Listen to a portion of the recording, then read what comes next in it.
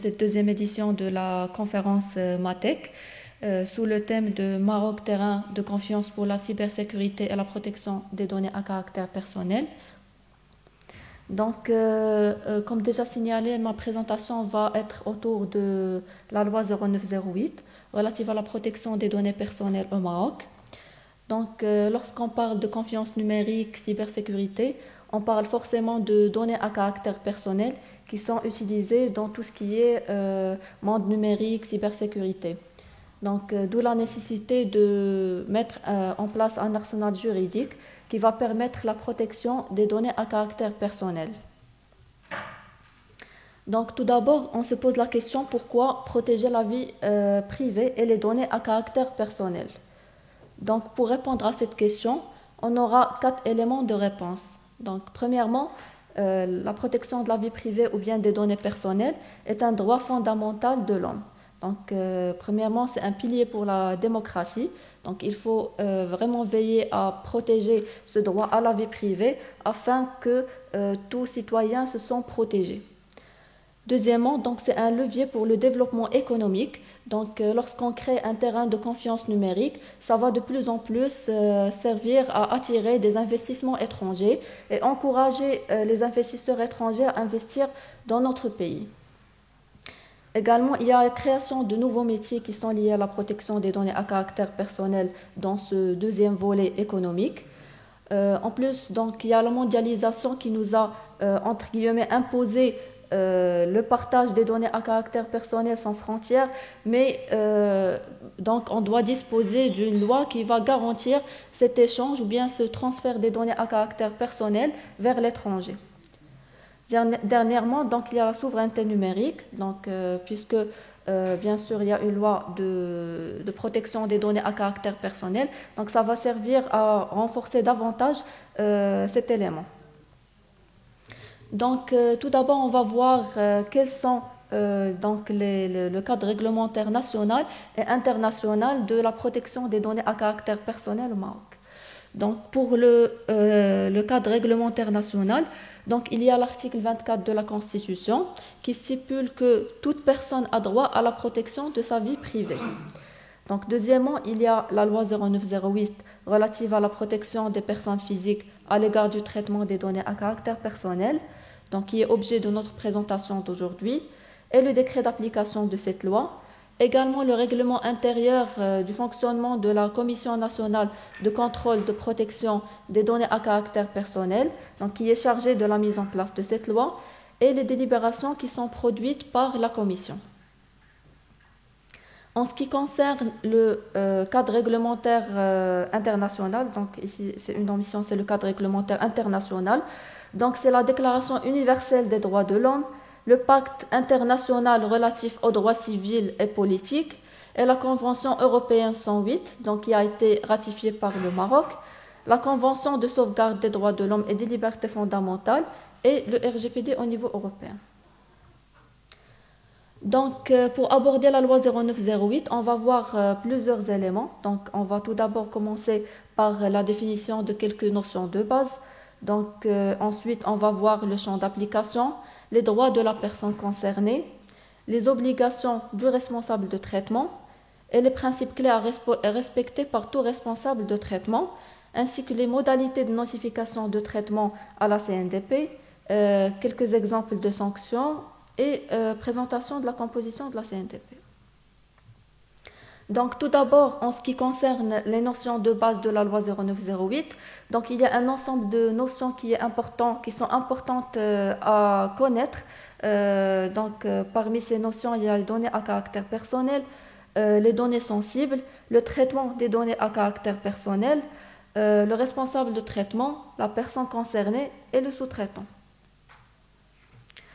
Donc, lorsqu'on parle de données à caractère personnel, donc selon la loi 0908, c'est toute information, de quelque nature qu'elle soit, et indépendamment de son support, y compris le son et l'image, concernant une personne physique identifiée ou identifiable. Donc, pour résumer, c'est toute information qui sert à identifier une personne physique, que ce soit d'une manière directe ou indirecte. Donc, quelques exemples, il y a le nom, le prénom, l'adresse, le numéro de téléphone, l'email, la photo, même l'adresse IP, et bien sûr les données biométriques, génétiques, qui sont une catégorie des données à caractère personnel et qui sont catégorisées dans des données sensibles, donc on va définir à l'instant, qui sont toutes données qui révèlent l'origine raciale ou ethnique, les opinions politiques, les convictions religieuses ou philosophiques, l'appartenance syndicale et les données relatives à la santé, y compris les données génétiques. Donc, vous l'avez bien compris, c'est toutes données sensibles. Donc, si on fait une classification, il y a les données personnelles. Et dans les données personnelles, donc, il y a les données sensibles, qui sont les données de santé, les données liées à l'appartenance politique, comme par exemple les empreintes digitales, l'iris, la reconnaissance faciale. Donc, lorsqu'on évoque un traitement de données à caractère personnel, c'est les opérations qu'on effectue sur les données à caractère personnel collectées, c'est-à-dire toute opération ou ensemble d'opérations effectuées ou non à l'aide de procédés automatisés et appliqués à des données à caractère personnel. Donc, ça peut être des traitements automatiques, donc utilisés à l'aide de logiciels, ou bien ça peut même être des données qui ne sont pas utilisées ou bien qui ne sont pas traitées à l'aide de supports automatisés ou technologiques. Donc, si on prend un exemple de traitement, il y a la gestion des ressources humaines, la gestion des clients, la vidéosurveillance, la gestion des dossiers médicaux et la recherche biomédicale. Donc, pour le responsable de traitement et la personne concernée, c'est les deux personnes ou bien les deux parties qui sont concernées par la protection des données à caractère personnel dans la loi. Donc, pour le responsable de traitement, il s'agit de la personne physique ou morale, donc l'autorité publique, le service ou tout autre organisme qui, seul ou conjointement avec d'autres, détermine les finalités et les moyens de traitement de données à caractère personnel. C'est-à-dire, ça peut être un ministère, une université, un hôpital, une association, une start-up, donc toute entité, que ce soit physique ou morale, qui collecte des données à caractère personnel des personnes concernées pour atteindre une finalité. Et donc, la personne concernée, c'est la personne physique dont les données personnelles sont collectées et traitées. Donc, exemple, un salarié, lorsqu'il s'agit par exemple d'un traitement de gestion de ressources humaines, lorsqu'il s'agit d'un traitement de gestion des clients, donc ça va être le client. Lorsqu'il s'agit par exemple d'un traitement de gestion de la scolarité, donc ça va être l'étudiant. Et par exemple, lorsqu'il s'agit d'un traitement de la gestion de fournisseurs, ça va être le fournisseur, la personne concernée.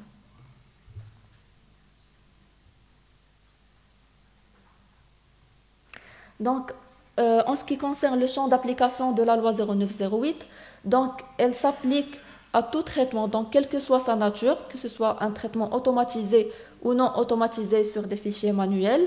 Donc, elle s'applique également à tout responsable de traitement qui est établi sur le territoire marocain ou bien qui recourt à des moyens automatisés ou non automatisés situés sur le territoire marocain. Par contre, elle ne s'applique pas au traitement de données personnelles effectuées par une personne physique pour des besoins exclusivement personnels ou domestiques, ou bien aux données recueillies et traitées dans l'intérêt de la défense nationale ou de la sécurité intérieure et extérieure de l'État.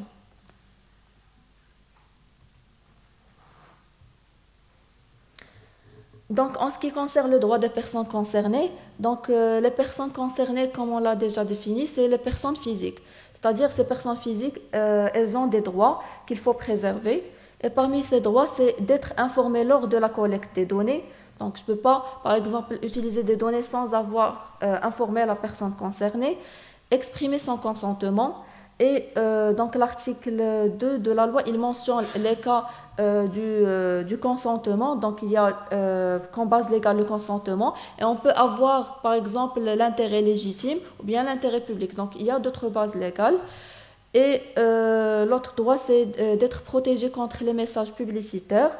C'est-à-dire, il faut donner son consentement avant de recevoir des messages de prospection ou bien avoir le droit de s'opposer à ce traitement et exercer les droits d'accès, de rectification et d'opposition. C'est-à-dire quand le responsable de traitement il collecte ces données, donc je peux avoir le droit d'accès, demander à ce responsable de traitement donc quelles sont les données qui sont collectées à mon propos, de rectification donc s'il y a des informations personnelles qui sont collectées à mon égard et qui sont des informations fausses. Donc j'ai le droit de rectifier ces informations et le droit d'opposition, mais bien sûr pour des motifs légitimes.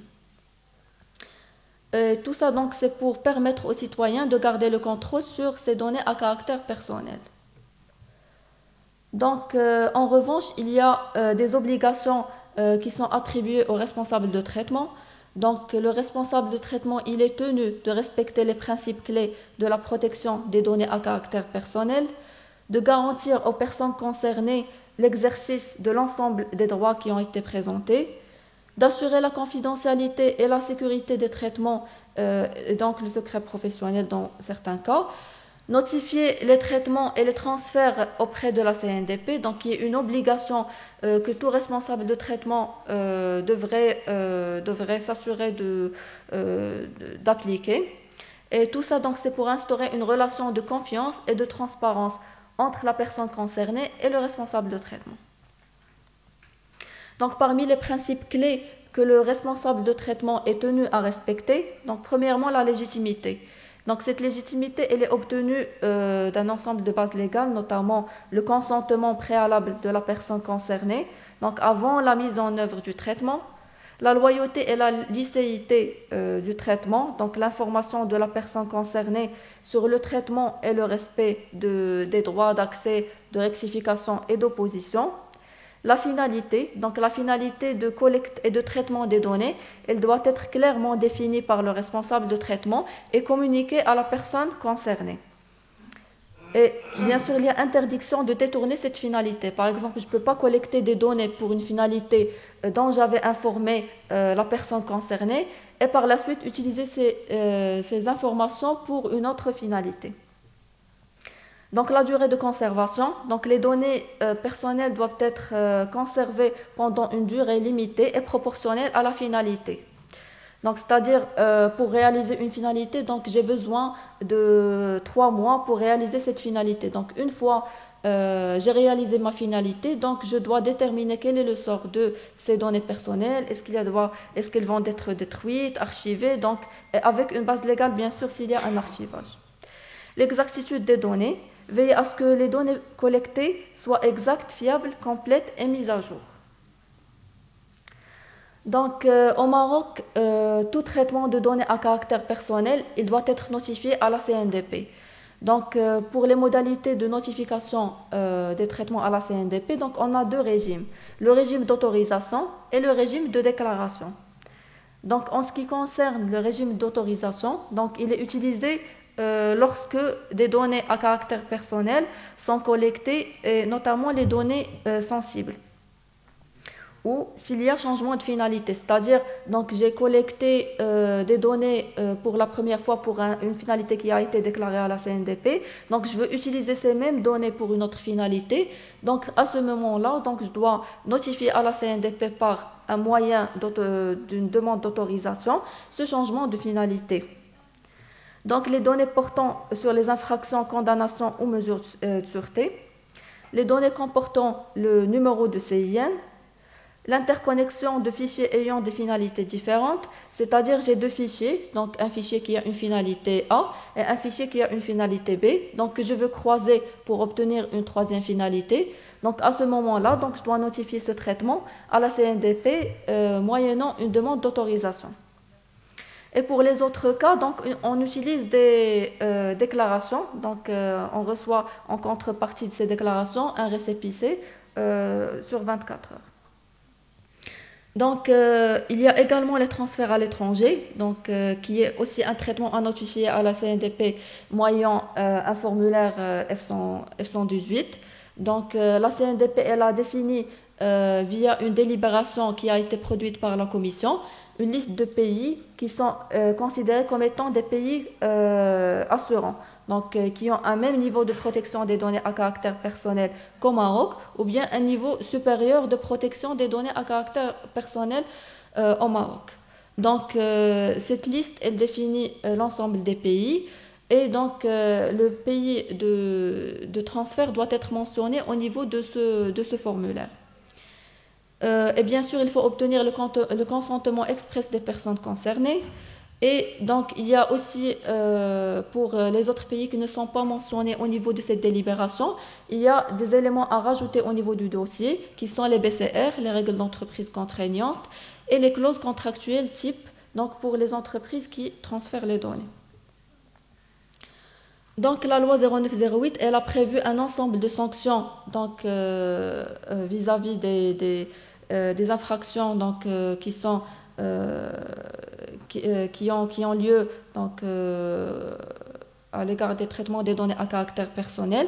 Donc, comme exemple d'infraction, donc, on a le traitement ou le transfert des données à caractère personnel sans notification à la CNDP, le non-respect des droits des personnes concernées, le détournement de la finalité, le non-respect des mesures de sécurité. Donc, pour notifier un traitement à la CNDP, donc, il y a un ensemble de mesures de sécurité qu'il faut déclarer et que le responsable de traitement doit s'engager à respecter. Donc, la non-application des décisions de la CNDP. Donc, la CNDP elle a été créée en vertu de la loi 0908. Donc, l'instauration de la commission elle a été en août 2010.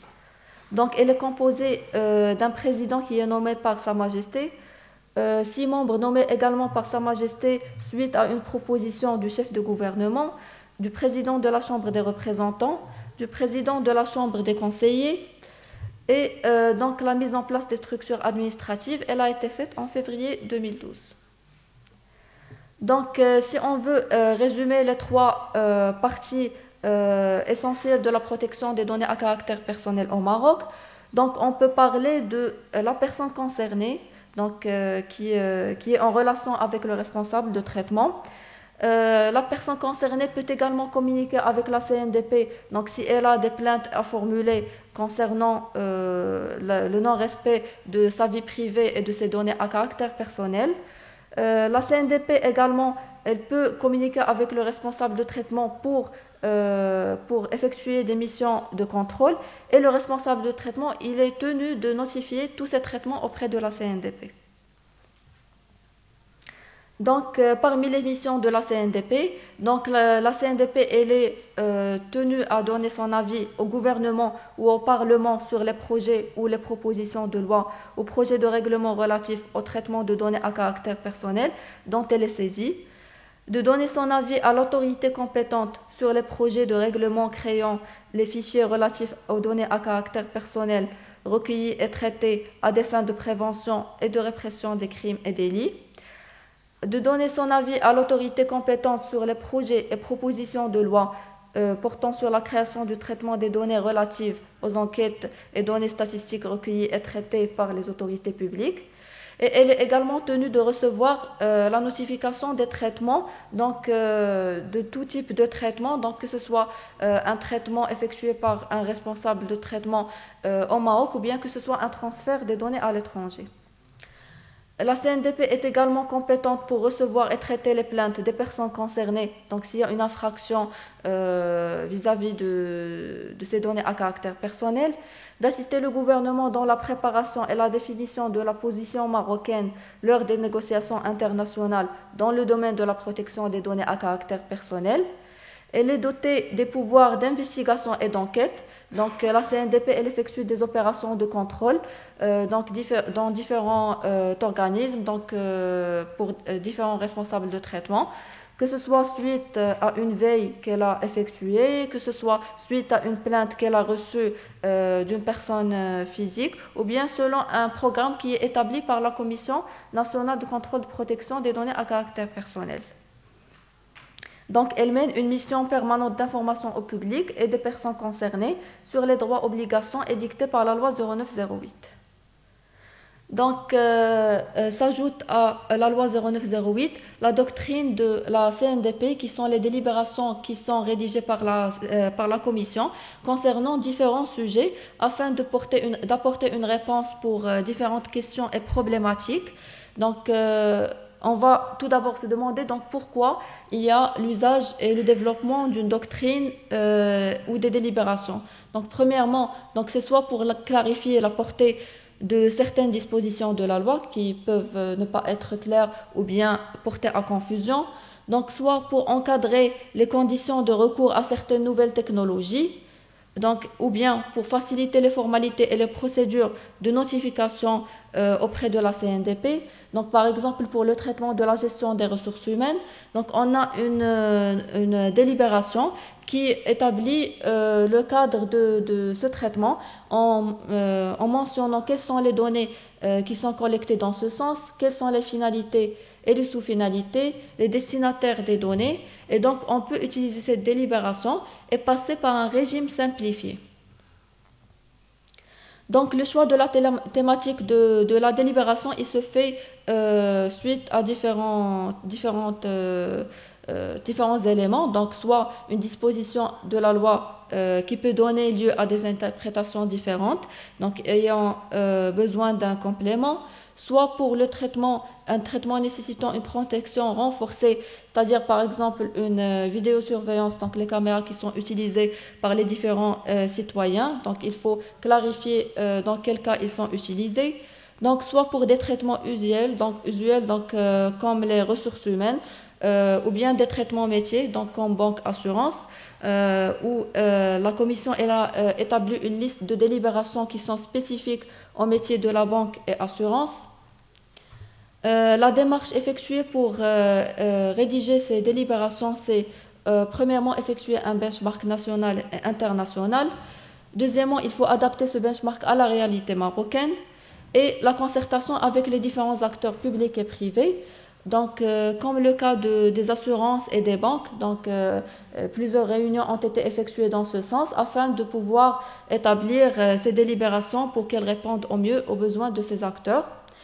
Et bien sûr, la doctrine elle est évolutive, donc on peut par exemple avoir une délibération et la mettre à jour donc selon les évolutions donc au niveau de la loi, au niveau de la technologie.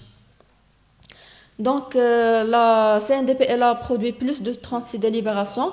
Donc parmi ces délibérations, il y a la liste des États assurant une protection suffisante, donc que j'ai mentionné tout à l'heure en disant donc qu'on peut faire un transfert des données personnelles à l'étranger. Donc il y a une liste qui a été établie par la commission qui identifie quels sont les pays qui sont des pays assurants. Usage des technologies de reconnaissance faciale, analyse d'impact relatif à la protection des données, l'architecture des identifiants, donc pierre angulaire de toute politique de digitalisation, prise de température en vue de l'accès au lieu de travail donc pendant la durée d'état d'urgence sanitaire, le télétravail dans le secteur de la relation client en situation d'état d'urgence sanitaire. Donc ces deux délibérations sont des délibérations qui ont été produites pendant la période de la Covid-19. Donc, pour répondre à ces problématiques qui sont apparues pendant cette période. Donc, directive fixant les règles minimales en matière d'externalisation vers le cloud, vidéosurveillance, géolocalisation, contrôle d'accès utilisant un système biométrique, alerte professionnelle, gestion des clients, la vente en ligne, la gestion des ressources humaines, la gestion des fournisseurs, la gestion des courriers, traitement métier, donc comme les traitements de banque et assurance. Et donc, toute cette délibération, elles répondent à des problématiques qui ont été observées sur le terrain. Donc, exemple, donc, pour la liste des États assurant un niveau de protection suffisant.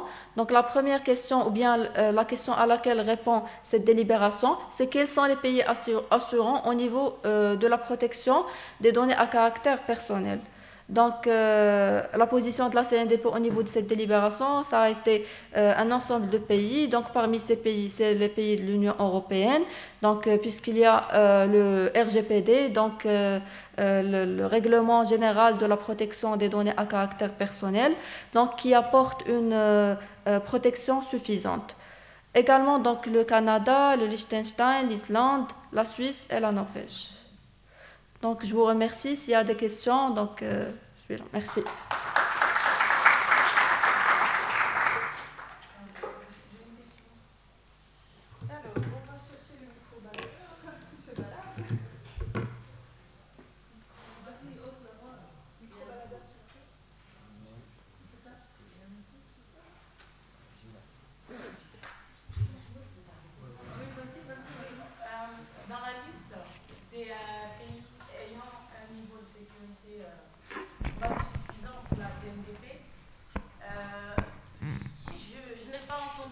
mention d'un pays africain. Donc, quid des pays africains? Donc en fait, la liste elle a été établie donc en mentionnant les pays qui assurent un niveau de protection des données à caractère personnel, mais en même temps la CNDP elle travaille sur le niveau international, donc avec notamment les pays africains. Donc on est membre du RAPDP, donc qui est le réseau africain de la protection des données personnelles. Donc pour avoir une vision, donc si on peut dire, et pour avoir un niveau de protection qui est suffisant. Donc en fait, pour la protection des données à caractère personnel, l'étude elle a révélé que le niveau apporté par les pays, donc les pays qui sont mentionnés au niveau de la délibération, c'est le niveau qui est plus ou moins égal au niveau de la loi apporté par la loi 0908. En fait, j'ai pas affiché tous les pays qui sont au niveau de la délibération, j'ai juste pris quelques exemples. Donc, je peux vous projeter la délibération donc de la CNDP. Si j'ai ici la connexion pour pouvoir vous montrer l'ensemble des pays qui sont qui s'affichent sur cette délibération.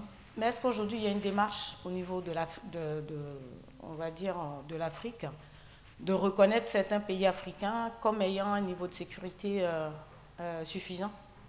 Tout à fait. Donc, au niveau du réseau africain de la protection des données à caractère personnel, donc l'objectif c'est de travailler ensemble, de collaborer ensemble, afin de surmonter, si on peut dire, ces difficultés et d'avoir un niveau de protection qui est suffisant donc pour chacun des pays africains et également de faire face aux défis même de Meta par exemple des grandes sociétés qui se présentent donc au niveau mondial comme étant des sociétés qui sont difficiles si on peut dire pour avoir une position devant ces pays. Donc lorsqu'on se rassemble, donc on peut négocier donc avec ces grandes sociétés comme par exemple Meta pour avoir une installation peut-être au niveau des pays africains pour pouvoir assurer une protection suffisante aux pays africains.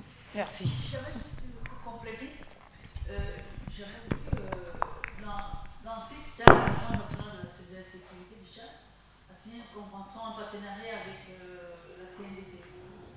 Qu'en est-il pour le transfert? Voilà, je voulais comprendre. Est-ce qu'il y a eu un transfert? C'est possible parce qu'il y a quand même une société marocaine, comme je veux dire, on appelle ça Move. Voilà, Move qui est une filiale de Maroc Télécom. Et qu'en est-il pour le transfert des données par rapport à votre convention qui a été le partenariat qui a été signé entre l'ANSSI, Tchad et la CNDP? Je voulais un peu comprendre. Donc en fait pour la signature, je pense que c'était une convention d'Atasera. Donc la convention d'Atasera qui a été signée entre le Tchad et la CNDP donc, du Maroc, c'est en fait pour apporter des réponses sur des problématiques qui peuvent peut-être apparaître, ou par exemple si vous recevez ou bien on reçoit par exemple une plainte d'une personne concernée donc, qui a été victime d'usage de ses données personnelles d'une manière illicite, donc qui est marocaine par exemple au niveau du Tchad, ou bien l'inverse qui est du pays du Tchad donc qui est installé au Maroc, donc pour faciliter ces moyens de coopération. Mais pour le transfert, donc le transfert il peut se faire bien sûr. Le transfert, la liste de pays elle n'empêche pas le transfert vers d'autres pays, mais elle exige qu'il y ait des mesures sécuritaires plus renforcées, et notamment des contrats des PCR, par exemple, pour les entreprises. Très bien, merci.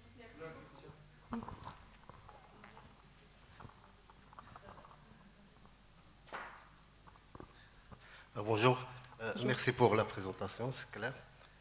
En fait, j'ai 2 questions. La première question, est-ce qu'il y a une assistance de la CNDP pour la conformité à la loi 0908, une assistance directe. Et la deuxième question, qu'est-ce qu'on était pour les traitements qui demandent l'autorisation et qui ont été déjà mis en place? Merci. D'accord. Donc, pour un accompagnement, en fait, on a un service front office qui est chargé de l'accompagnement des responsables de traitement. Donc, vous pouvez en effet adresser votre demande à ce service. Donc, il y a une adresse email que je peux vous communiquer donc, pour formaliser votre demande. Et donc, il y a des séances qui sont programmées pour accompagner que ce soit les responsables de traitement ou bien des mandataires qui accompagnent des responsables de traitement pour mettre en conformité leur traitement. Donc, effectivement, il y a cette possibilité. Donc, pour votre deuxième question, c'est, excusez-moi, est-ce que vous pouvez répéter, c'est par rapport aux traitements qui sont notifiés, c'est ça, auprès de la CNDP? Mhm. Ils ont été déjà mis en place. D'accord. En fait, Ouais. pour le traitement, pour la notification, elle doit être préalable. Donc, c'est une demande d'autorisation préalable et c'est une déclaration préalable. C'est-à-dire, donc, lorsque je m'adresse à la CNDP, donc, il faut s'adresser donc, avant de commencer le traitement. C'est-à-dire, donc, j'attends la réponse de la commission. Mais bien sûr, donc, s'il y a un traitement qui est actuellement déjà en cours, donc, vous pouvez bien sûr le notifier actuellement. Donc, on reçoit des demandes de notification, que ce soit des autorisations ou bien des déclarations pour des traitements qui sont déjà en cours. Mais la loi, elle oblige de notifier au préalable auprès de la CNDP, surtout pour tout ce qui est autorisation. Mais pour le régime de déclaration, en fait, c'est le responsable de traitement, il déclare le traitement qu'il fait. C'est un peu, la philosophie, elle est un peu différente. C'est-à-dire, puisqu'il n'y a pas des données sensibles, il n'y a pas de la CIN, donc il n'y a pas une interconnexion de données, donc il n'y a pas un détournement de finalité. Donc, vous notifiez à la CNDP, donc moyennant une demande de déclaration, pour pouvoir obtenir votre récépissé donc, dans un délai de 24 heures.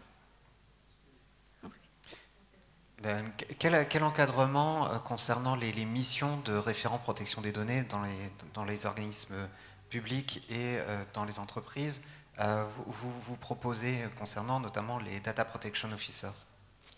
D'accord. Donc actuellement la loi 0908, donc elle ne prévoit pas encore l'obligation d'avoir un Data Protection Officer, donc un DPO. Mais en fait c'est l'évolution qu'il va y avoir dans la réforme de la prochaine loi. C'est parmi les évolutions. Donc actuellement, on a signé des conventions DataSeqa avec plusieurs organismes publics, universités. Donc pour déjà initier ceci, donc on fait des accompagnements pour ces entités publiques afin de les initier à la protection des données à caractère personnel. Donc déjà, et pour les former et former l'ensemble du personnel. Donc, puisque il s'est avéré bien sûr que la protection des données à caractère personnel, c'est pas uniquement de la conformité donc à la loi pure et dure, mais c'est aussi le fait d'avoir une culture au sein de l'entreprise. Donc, il est important de former l'ensemble du personnel. Donc, on fait des sessions de formation et en plus de ça, donc, on fait des séances d'accompagnement qui sont hebdomadaires pour ces entités afin de les accompagner pour mettre en conformité leur traitement. Donc, que ce soit les traitements de base ou bien leur traitement métier.